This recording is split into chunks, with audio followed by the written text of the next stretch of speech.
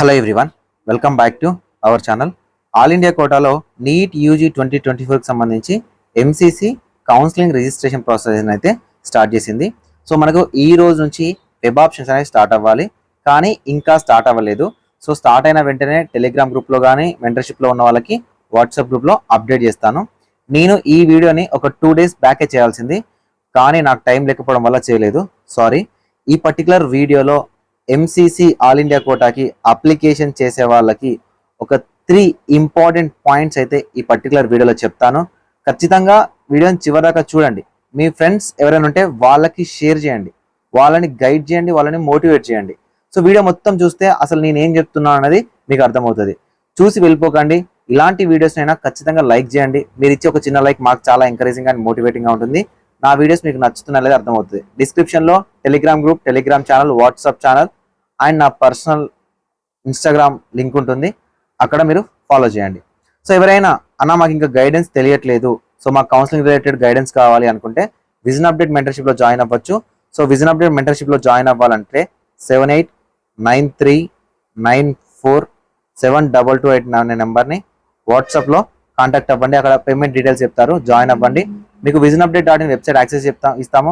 Certificate related issues and priority list, WhatsApp group updates కోసం నా personal number, మీకు complete guidance కోసం నా పర్సనల్ నెంబర్ అనేది ప్రొవైడ్ చేయడం జరుగుతుంది. మీరు కాలేజ్లో జాయిన్ అయ్యేంత వరకు మీకు ఎలాంటి డౌట్ ఉన్నా, ఎలాంటి గైడెన్స్ కావాలన్నా నేను మీకు ప్రొవైడ్ చేస్తాను. సో నేను చెప్పే టాపిక్స్ అనేవి చాలా చిన్న టాపిక్సే కానీ చాలా ఇంపార్టెంట్ టాపిక్స్. ఫస్ట్ పాయింట్ ఏంటంటే, ఎవరైతే ఆంధ్రప్రదేశ్ అండ్ తెలంగాణ నుంచి టాప్ క్యాండిడేట్స్ ఉన్నారో, ఓకేనా, 600 నుంచి 630 ప్లస్ ఉన్న క్యాండిడేట్స్ ఎవరైతే ఓసీ అండ్ ఓబీసీ క్యాండిడేట్స్ ఉన్నారో, దాంతోపాటు ఎస్సీ ఎస్టీ క్యాండిడేట్స్ 500 నుంచి 550 ప్లస్ ఉన్న క్యాండిడేట్స్ ఉన్నారో, మీరు మ్యాండేటరీగా ఏఐక్యూలో అప్లికేషన్ చేసుకోండి, ఓకేనా. ఏఐక్యూలో అప్లికేషన్ చేసుకొని ఏఐక్యూలోనే ఒకవేళ మీకు వీలుంటే మన స్టేట్లో ఉన్న కాలేజెస్ పెట్టుకోండి.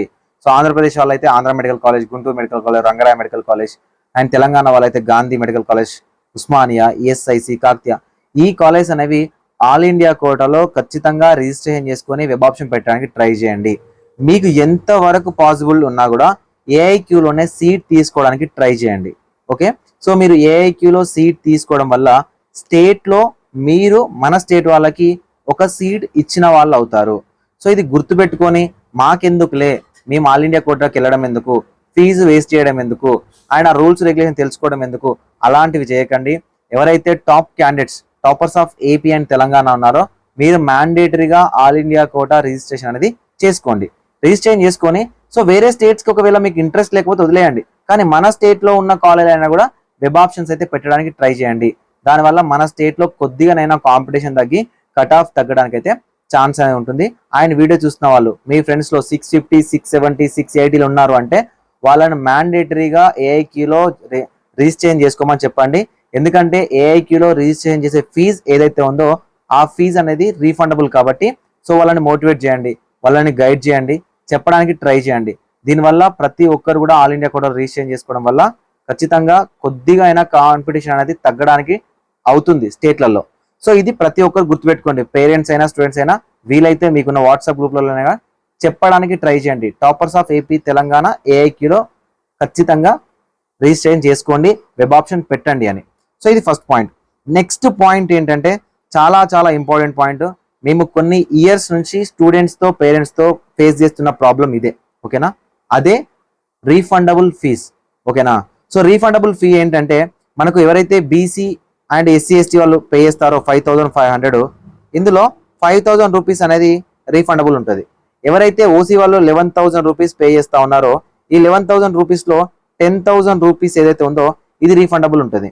ఎవరైతే డీమ్డ్ యూనివర్సిటీలలో 2,05,000 రూపాయలు పే చేస్తూ ఉన్నారో, ఈ ఫీజు వచ్చేసరికి 2,00,000 రూపాయలు రీఫండబుల్ ఉంటుంది, ఓకేనా.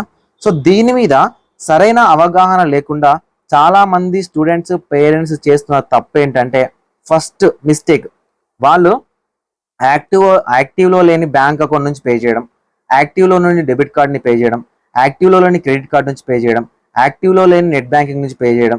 ఎందుకు యాక్టివ్లో లేదు, మరి ఇప్పుడు యాక్టివ్లో ఉంది కదా అంటే, ఇప్పుడు యాక్టివ్లోనే ఉందండి. మీకు ఈ పేమెంట్ రీఫండ్ అవ్వడానికి 7 to 8 months టైం అనేది పడుతుంది. సో 7 to 8 months టైం అనేది మీరు ఏ పేమెంట్ మెథడ్లో చేస్తారు, ఇంటర్నెట్ బ్యాంకింగా, లేకపోతే క్రెడిట్ కార్డా, డెబిట్ కార్డా, యూపీఐ ద్వారా చేస్తారా, లేదు అనుకుంటే సో మీరు ఏ బ్యాంక్ అకౌంట్ నుంచి చేస్తారా, ఎలా చేస్తారో మీకు అలానే రీడైరెక్ట్ అవుతుంది పేమెంట్. మీరు ఏ మెథడ్లో చేస్తారో ఆ మెథడ్లోనే మీకు పేమెంట్ అనేది రీడైరెక్ట్ అవుతుంది. సో కాబట్టి ఇంపార్టెంట్ ఏంటంటే అసలు ఆల్ ఇండియా కోటా అప్లికేషన్లో చాలా చాలా చాలా ఇంపార్టెంట్ ఏంటంటే ఇదేనండి, పేమెంట్ మెథడ్. పేమెంట్ చేసేటప్పుడు మేము ఒక 6 months 7 months ఇంకొక 1 year వరకు ఇదే బ్యాంక్ అకౌంట్ యూజ్ చేస్తాము, ఇదే క్రెడిట్ కార్డ్ యూజ్ చేస్తాము, ఇదే డెబిట్ కార్డ్ యూజ్ చేస్తాము, ఇవే యూపీఐ యూజ్ చేస్తాము అనుకుంటారో ఆ పేమెంట్ మెథడ్ నుంచి మాత్రమే మీరు పేమెంట్ అనేది చెయ్యండి. ఓకేనా. అండ్ ఇంకొకటి, చాలా మందికి అప్లికేషన్ ప్రాసెస్ చేసుకోవడం తెలియదు. ఇంటర్నెట్ షాప్కి వెళ్తారు. సో ఇంటర్నెట్ షాప్కి వెళ్ళినప్పుడు మీ యొక్క పర్సనల్ బ్యాంక్ అకౌంట్ నుంచి కాకుండా ఇంటర్నెట్ షాప్ వాళ్ళ బ్యాంక్ అకౌంట్ నుంచి ఈ ఫీజెస్ అనేవి పే చేస్తారు. ఈ ఫీజెస్ అనేవి పే చేసిన తర్వాత 6 months తర్వాత మాకే కాల్ చేస్తారు, సార్ అందరికీ రిఫండ్ అయింది, మాకెందుకు రిఫండ్ అవ్వలేదు. సో మీరు పేమెంట్ చేసిన మెథడ్ ఇంటర్నెట్ షాప్ వాళ్ళ బ్యాంక్ అకౌంట్. సో కాబట్టి ఆ మెథడ్లోనే మీకు పేమెంట్ అనేది వాళ్ళకి వచ్చి ఉంటుంది. మీరు పోయి ఒకవేళ వాళ్ళని అడిగితే వాళ్ళకున్న ట్రాన్సాక్షన్లలో మీ ట్రాన్సాక్షన్ వెతికి వాళ్ళు డబ్బులు ఇవ్వరు. సో కాబట్టి ఎవరైతే ఆల్ ఇండియా కోటాకి అప్లికేషన్ చేస్తున్నారో ఫస్ట్ మీ బ్యాంక్ అకౌంట్ నుంచి మాత్రమే అప్లికేషన్ చేయండి, పేమెంట్ చేయండి. మీ బ్యాంక్ అకౌంట్ నుంచి మాత్రమే, మీ రిలేషన్స్ వద్దు, ఇంకెవరు వద్దు.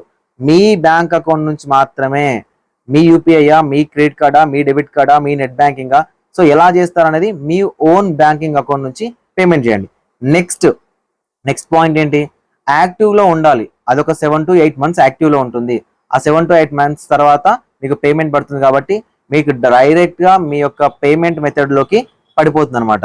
ఇది ఎంత పెద్ద ఇష్యూ అంటే ఎంసీసీ వాళ్ళు 2018 నుంచి కూడా ఇప్పటి వరకు రీఫండ్ చేయని వాళ్ళు చాలా మంది ఉన్నారు. ఎందుకు రీఫండ్ అవుతలేదు అంటే వాళ్ళు రీఫండ్ ఇనిషియేట్ చేశారు కానీ బ్యాంక్ అకౌంట్ యాక్టివ్ లేకపోవడం, క్రెడిట్ కార్డ్ యాక్టివ్ లేకపోవడం, డెబిట్ కార్డ్ యాక్టివ్ లేకపోవడం, నెట్ బ్యాంకింగ్ యాక్టివ్ లేకపోవడం, యూపీఐ యాక్టివ్ లేకపోవడం. సో ఈ పేమెంట్స్ అనేది జరగట్లేదు. అది వాళ్ళకి ఇంకా పెద్ద ప్రాబ్లం వచ్చి పడింది అనమాట. వాళ్ళేమో రీఫండ్ చేయాలి, అవేమో బ్యాంకులకు తీసుకోవట్లేదు. సో ప్రతి ఇయర్ రీఫండ్ కాని వాళ్ళ లిస్ట్ అనేది సో ఎంసీసీ వాళ్ళు సైట్లో పెట్టడం, సో వాళ్ళ నుంచి స్టూడెంట్స్ నుంచి పేరెంట్స్ నుంచి ఒక లెటర్ తీసుకోవడం, ఆ లెటర్ని సాల్వ్ చేయడం, ఇవన్నీ జరుగుతూ ఉన్నాయి అనమాట. సో అప్లికేషన్ చేసేటప్పుడు మనం కొంచెం రెస్పాన్సిబుల్గా ఉండాలి. కాబట్టి సో రెస్పాన్సిబిలిటీ ఏంటి, యాక్టివ్లో ఉన్న బ్యాంక్ అకౌంట్ నుంచి పే చేయాలి. అది మన ఓన్ బ్యాంక్ అకౌంట్ అయి ఉండాలి, అది ఓన్ క్రెడిట్ కార్డ్ అయి ఉండాలి, ఓన్ డెబిట్ కార్డ్ అయి ఉండాలి, ఓన్ ఇంటర్నెట్ బ్యాంకింగ్ అయి ఉండాలి. సో వేరే వాళ్ళ నుంచి కనుక మీరు పేమెంట్ చేసినట్లయితే ఖచ్చితంగా మీకు మాత్రం పేమెంట్ అనేది మళ్ళీ రీఫండ్ అవ్వదు. సో దాని తర్వాత 6 months తర్వాత మీరే బాధపడతారు, అయ్యో మేము చేసామండి మాకు రావట్లేదు, మాకు రాలేదండి అని. ఓకేనా. సో ఇది సెకండ్ పాయింట్ కాదు, ఇది చాలా చాలా చాలా ఇంపార్టెంట్ పాయింట్. థర్డ్ పాయింట్ ఏంటంటే చాలా మంది స్టూడెంట్స్ పేరెంట్స్ నేను వినేది ఏంటంటే మేము ఆల్ ఇండియా కోటా అప్లికేషన్ చేస్తాము, ఏదైనా సీట్ వస్తే తీసుకోము. ఓకేనా. మాకు నచ్చని కాలేజ్ వస్తే సీట్ తీసుకోము. ఓకేనా. అన్ని కాలేజీలు పెడతాము కానీ మాకు నచ్చని కాలేజ్ వస్తే సీట్ తీసుకోము. సో ఇదేం లాజిక్ అని నాకు అర్థం అవ్వలేదు. ఫస్ట్ పాయింట్ మీరు గుర్తుపెట్టుకోవాల్సింది ఏంటంటే మీరు వెబ్ ఆప్షన్స్ పెట్టండి. వెబ్ ఆప్షన్స్ ఏవి పెడతారు, మస్ట్ అండ్ షుడ్గా వస్తే జాయిన్ అవుతా అనుకున్న కాలేజ్ పెట్టండి. ఓకేనా. సీట్ వస్తే జాయిన్ అవుతా అనుకున్న కాలేజెస్ మాత్రమే పెట్టండి. లేకుండా ఏదో టైం పాస్కి అన్ని కాలేజీలు పెడతాం, 100 కాలేజీలు పెడతాము.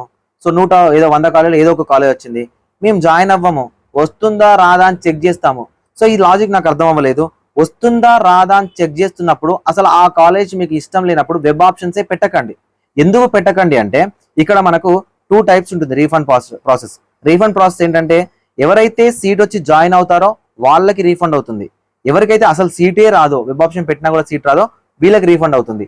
ఎవరికి రీఫండ్ అవ్వదు అంటే సీట్ వచ్చి జాయిన్ అవ్వకపోయినా, సీట్ వచ్చి జాయిన్ అయ్యి విత్డ్రా చేసుకున్నా, ఓకేనా, సీట్ వచ్చి జాయిన్ అయ్యి రిజిగ్నేషన్ చేసిన ఈ 2 categories వాళ్ళు ఎవరైతే ఉన్నారో వీళ్ళకు రీఫండ్ ప్రాసెస్ అనేది అవ్వరు. సో చాలా మంది ఏంటంటే పోతే పోనివ్వండి డబ్బులు, మేము వెబ్ ఆప్షన్ పెట్టి వదిలేస్తాము, సో డబ్బులు రాకపోయినా పర్లేదు, మాకు సీట్ వచ్చిన తర్వాత మేము జాయిన్ అవ్వకుండా వెయిట్ చేస్తాము. సో ఇలా చేయడం వల్ల ఏమవుతుందంటే ఫర్ ఎగ్జాంపుల్ ఫస్ట్ రౌండ్లో మీకు సీట్ వచ్చింది, మీకు ఇంట్రెస్ట్ లేదు అంటే ఆ కాలేజ్ ఇంట్రెస్ట్ లేకపోయినా వెబ్ ఆప్షన్ పెట్టారు, మీకు సీట్ వచ్చింది. కానీ ఎవరో ఒక స్టూడెంట్కి ఆ కాలేజ్ ఇంట్రెస్ట్ ఉంటుంది, మీరు వెబ్ ఆప్షన్ పెట్టి బ్లాక్ చేయడం వల్ల ఆ పర్టికులర్ స్టూడెంట్కి సీట్ రాదు. లేదంటే మేము జాయిన్ అవ్వకపోవడం వల్ల సెకండ్ రౌండ్లో సీట్ వస్తుంది కదా, ఆ సెకండ్ రౌండ్లో సీట్ వస్తుంది అండి. కానీ ఫస్ట్ రౌండ్ నుంచి సెకండ్ రౌండ్ వరకు ఆ స్టూడెంట్స్ పడే టార్చర్ అనేది వేరే లెవెల్లో ఉంటుంది. మీ డబ్బులు పోతున్నాయి ఓకేనా, కానీ మీరు ఒక సీట్ బ్లాక్ చేసి మేము జాయిన్ అవ్వము, సో మళ్ళీ ఇంకో రౌండ్లో చూస్తాము, అలా అస్సలు చేయకండి. మీరు బాధపడకండి డబ్బులు పోగొట్టుకొని, సో ఇంకొక స్టూడెంట్ని బాధ పెట్టకండి. అండ్ ముఖ్యంగా నా మెంటర్షిప్లో ఉన్న వాళ్ళకి చెప్తా ఉన్నాను, సీట్ బ్లాకింగ్ అనేది చెయ్యొద్దు. ఓకేనా, ఓపెన్గా చెప్తున్నాను, సీట్ బ్లాకింగ్ అనేది చేయొద్దు. చాలా మంది పేరెంట్స్ ఏంటంటే మాకు సీట్ వచ్చి జాయిన్ అవ్వకపోతే ఏమవుతుంది చెప్పండి. సీట్ వచ్చి జాయిన్ అవ్వకపోతే ఏమవుతుంది అనే క్వశ్చనే నన్ను అడగద్దండి. ఎందుకంటే సీట్ వచ్చి జాయిన్ అవ్వకపోతే అనే టాపిక్ ని మీరు అసలు మైండ్ లో పెట్టుకోకండి. సీట్ బ్లాకింగ్ విధానాన్ని అసలు చేయకండి. ఎందుకు సీట్ బ్లాకింగ్ విధానం ఎంత పెద్ద ఇష్యూ అంటే, ఫర్ ఎగ్జాంపుల్ మీరు ఒక రౌండ్ లో సీట్ బ్లాక్ చేయడం వల్ల ఎంబీబీఎస్ వచ్చే స్టూడెంట్ కి బీడీఎస్ వస్తుంది. ఆ అబ్బాయి ఏంటంటే మేబీ ఒక పర్సన్ ఎవరైనా స్టూడెంట్ ఎంబీబీఎస్ కోసం వెయిట్ చేస్తూ ఉంటాడు, కానీ బీడీఎస్ వచ్చా చేద్దాం అనుకుంటాడు. మీరు సీట్ బ్లాక్ చేయడం వల్ల ఏదో ఒక పర్టికులర్ రౌండ్ లో బీడీఎస్ వస్తుంది, జాయిన్ అయిపోతాడు. రౌండ్ 2, రౌండ్ 3 రూల్స్ ఉంటాయి, స్ట్రక్ అయిపోతాడు, సర్టిఫికెట్లు ఇవ్వరు, ఎంబీబీఎస్ జాయిన్ అవుదామన్నా కూడా జాయిన్ అవ్వలేని పరిస్థితి ఉంటుంది. కాబట్టి ఎవరైతే స్టూడెంట్స్ కానీ పేరెంట్స్ కానీ ఉన్నారో సో దయచేసి సీట్స్ బ్లాక్ అనేది చేయకండి. వస్తే జాయిన్ అవుతా అనుకున్న కాలేజ్ చెప్పండి. పదే ఎందుకు చెప్తున్నానంటే ఈ సీట్ బ్లాకింగ్ అనేది చాలా పెద్ద ఇష్యూ అనమాట. సో కాబట్టి దయచేసి వచ్చిన కాలేజ్ మాత్రమే పెట్టండి. వస్తే జాయిన్ అవుతా అనుకున్న కాలేజ్ మాత్రమే పెట్టండి. ఏవి పడితే అవి పెట్టి మేము జాయిన్ అవ్వము అనుకోకండి. లేదండి ఆల్ ఓవర్ ఇండియాలో ఎక్కడైనా జాయిన్ అవుతాము మేము, అలాంటప్పుడు అన్ని కాలేజ్ పెడతామంటే వచ్చిన తర్వాత ఖచ్చితంగా జాయిన్ అవ్వండి. లేదనుకుంటే అసలు వెబ్ ఆప్షన్సే పెట్టకండి. ఇంకొకటి, ఎవరైతే వేరే స్టేట్లోకి వెళ్తాం సార్ అనుకుంటున్నారో, వేరే స్టేట్లోకి వెళ్ళినప్పుడు అక్కడ ఎంబీబీఎస్ చేస్తే, ఓకేనా, అక్కడ ఎంబీబీఎస్ చేస్తే సో మన స్టేట్లలో మీరు లోకల్ అవుతున్నారా, నాన్ లోకల్ అవుతున్నారా, అదర్ స్టేట్లలో ఎంబీబీఎస్ చేస్తే అదర్ స్టేట్లలో లోకల్ అవుతున్నారా లేదా అనేది నీట్ పీజీకి సంబంధించిన లోకల్ రూల్స్ ఎలా ఉన్నాయని తెలుసుకొని అదర్ స్టేట్ వెబ్ ఆప్షన్స్ అనేది పెట్టుకోవడానికి అయితే ట్రై చేయండి. 4 పాయింట్స్ డిస్కస్ చేసాం. ఒకటి, మెరిట్ వాళ్ళని ఆల్ ఇండియా కూడా పంపించడం. సెకండ్, ఫీజు ఏదైతే ఉందో అది మన ఓన్ బ్యాంక్ అకౌంట్ నుంచి పే చేయడం. థర్డ్ పాయింట్ ఏదైతే ఉందో సీట్ బ్లాక్ అనేది చేయొద్దు. ఫోర్త్ పాయింట్ ఏవైతే ఉందో పీజీకి సంబంధించిన డీటెయిల్స్ అనేది తెలుసుకొని వేరే ఏదైనా స్టేట్లోకి వెళ్ళడానికి అయితే ట్రై చేయండి. ఈ విధంగా ఆల్ ఓవర్ ఇండియా వైడ్ కాలేజీలు ఏమున్నాయనేది మనకు మెడికల్ కౌన్సిలింగ్ కమిటీ ఏదైతే ఉందో సో కౌన్సిలింగ్ సర్వీసెస్లో ఈ కాలేజ్ లిస్ట్ అనేది ఇవ్వడం జరుగుతుంది. సో నేను డిస్క్రిప్షన్లో ఈ లింక్ అనేది డైరెక్ట్ ఇస్తాను. ఈ లింక్లోకి వెళ్ళగానే మీకు ఈ విధంగా ఇంటర్ఫేస్ ఉంటుంది. ఇక్కడ ఇన్స్టిట్యూషన్ టైప్ సెలెక్ట్ చేసుకోండి. ఓకేనా, ఇన్స్టిట్యూషన్ టైప్ ఏంటంటే ఆల్ ఇండియా కోటానా, సెంట్రల్ యూనివర్సిటీసా, డీమ్డా, ఈఎస్ఐసినా, సో ఏదైతే అది మీరు ఇక్కడ సెలెక్ట్ చేసుకొని ఇక్కడ మీకు ఇన్స్టిట్యూషన్ నేమ్, ఓకేనా, institution name all institutions and program ఏంటిది, సో ఎంబీబీఎస్ఆ, బీడీఎస్ఆ, లేకపోతే బీఎస్సీ నర్సింగా, లేకపోతే ఆల్ అనేది సెలెక్ట్ చేసుకొని అసలు యాక్చువల్గా ఏమేమి కాలేజెస్ ఉన్నాయి అనేది ఈ వెబ్సైట్ని యూజ్ చేసుకొని మీరు చెక్ చేసుకోవచ్చు. సో చెక్ చేసుకోవడం ఎలా అంటే బాండ్ కూడా ఇస్తున్నాడు. ఓకేనా, ఇక్కడ ఈ స్టేట్లలో బాండ్ ఏమైనా ఉందా లేదా అనేది చాలా క్లియర్గా ఇవ్వడం జరుగుతుంది. అండ్ వ్యూ ప్రొఫైల్ మీద క్లిక్ చేస్తే, సో వ్యూ ప్రొఫైల్ మీద క్లిక్ చేసి ప్రతి ఇన్స్టిట్యూషన్ సంబంధించిన డీటెయిల్స్ అనేవి మీరు చెక్ చేసుకోవచ్చు. సో ఈ విధంగా ఈ వెబ్సైట్లో ఆల్ ఓవర్ ఇండియా వైడ్ ఎన్ని కాలేజెస్ ఉన్నాయి అండ్ డీటెయిల్స్ ఏంటి, వాటి కోడ్స్ ఏంటి, వాటి బాండ్స్ ఏంటి అనేది ఈ సర్వీసెస్ని అంటే ఈ వెబ్సైట్ని యూజ్ చేసుకొని మీరు చెక్ చేసుకోవడానికి అవకాశం ఉంటుంది.